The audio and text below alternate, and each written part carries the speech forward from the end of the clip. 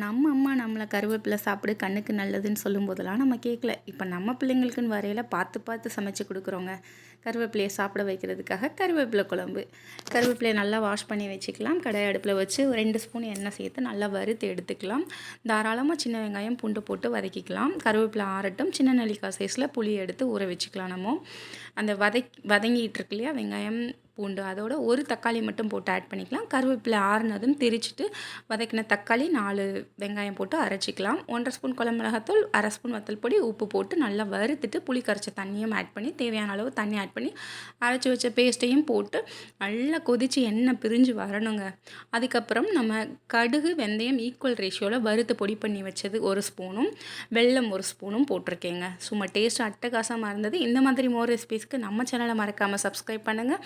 சுட சுட சோறு கருவேப்பிலை குழம்பு சாப்பிட்லாம் வாங்க.